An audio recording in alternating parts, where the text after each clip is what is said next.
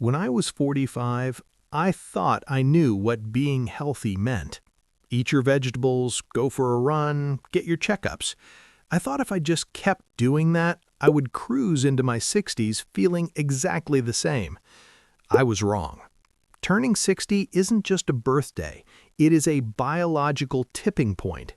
There are silent changes happening inside your body and your brain that nobody warns you about until it's too late. I see so many people hit retirement and suddenly, within 2 years, they age 10 years. They lose their energy, they lose their purpose, and their health collapses. But it doesn't have to be that way. Welcome back to Everstrong 50. Today, I am getting personal. I'm sharing the 5 specific health truths I wish I knew before I turned 60. These aren't just generic tips. These are the game changers. If you are 50, 55, or even 65, understanding these 5 things now can be the difference between a retirement spent in a doctor's office and a retirement spent traveling the world. Let's dive in. The first thing I wish I knew is a word I had never even heard of: sarcopenia. We all know we lose a bit of strength as we age, but I didn't realize that after age 30, you naturally lose 3 to 5% of your muscle mass per decade. But here's the scary part. Once you hit 60, that rate accelerates aggressively. I wish I knew that muscle isn't just about looking good in a t-shirt. Muscle is an organ. It stores glucose, it regulates your metabolism, and most importantly, it is your armor against falls.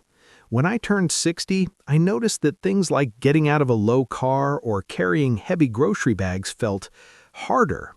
I wasn't sick, I was just under-muscled. Here's the takeaway. If you are only walking for exercise, it is not enough. You need resistance. You don't need to become a bodybuilder, but you do need to pick up heavy things. Whether it's dumbbells, resistance bands, or your own body weight, start resistance training twice a week. Treat muscle like your retirement savings account. You need to keep depositing or you will run out. Number 2 is about mental health, specifically the retirement sudden stop. I wish I knew that your job provides more than just a paycheck. It provides structure, social interaction, and cognitive challenges. When people retire at 60 or 65, they often face a massive identity gap. There's a phenomenon called retirement depression. You spend 40 years dreaming of doing nothing, but when you finally do nothing, your brain starts to decay. Without a schedule, sleep patterns get ruined. Without problems to solve, cognitive decline speeds up. I learned the hard way that the brain is like a muscle. Use it or lose it. Here's the takeaway. Don't just retire from something, retire to something. Before you turn 60, find a cognitive hobby, not just watching TV.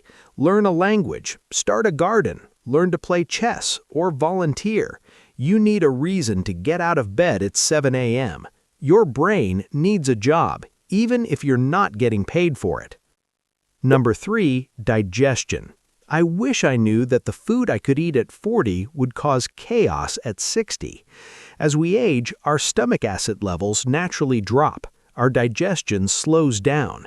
This means we absorb nutrients less efficiently. You might be eating the same amount of protein, but your body is actually using less of it. I started noticing bloating, lower energy after meals, and occasional heartburn. I thought it was just bad luck. It wasn't. It was biology. Here's the takeaway. You have to become a chewing champion. Serious chewing breaks down food mechanically since your stomach acid is weaker. Also, prioritize fiber and fermented foods like yogurt or sauerkraut, and consider talking to your doctor about a digestive enzyme. Your gut is the engine of your health. If it's clogged, the whole car stops running. Number 4, I wish I knew that stiffness acts like a brake on your life.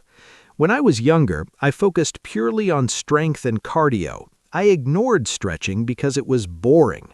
But as you approach 60, your connective tissues, your tendons and ligaments, lose water content.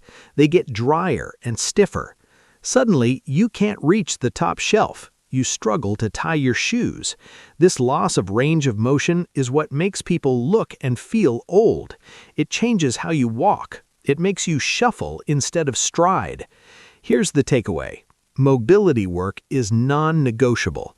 Every morning, I now do 5 minutes of movement flow, stretching my hips, rotating my spine, opening my shoulders. Think of it as oiling the Tin Man. If you don't oil the joints, they rust. Do not wait until you're frozen stiff to start stretching. Finally, number 5. This might be the most important one. I wish I knew that loneliness is a biological poison. There's a famous Harvard study that followed men for 80 years. The #1 predictor of living a long, happy life wasn't cholesterol levels. It was the quality of their relationships. Before 60, our social life is often built in. Work colleagues, kids' parents, neighbors.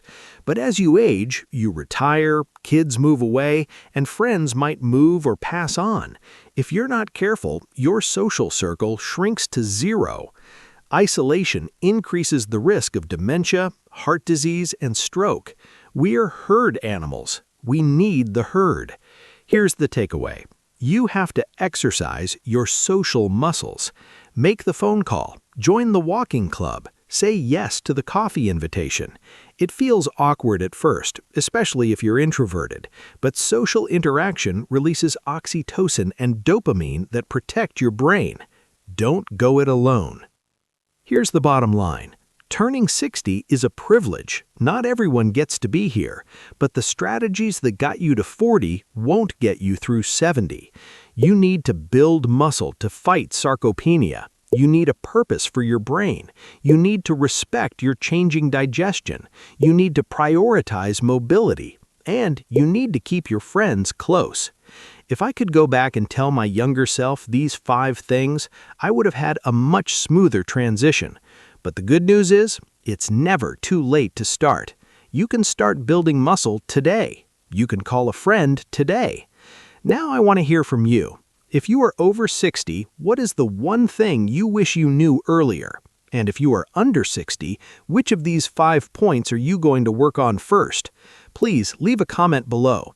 The wisdom in this community is amazing, and I learn from you guys every day.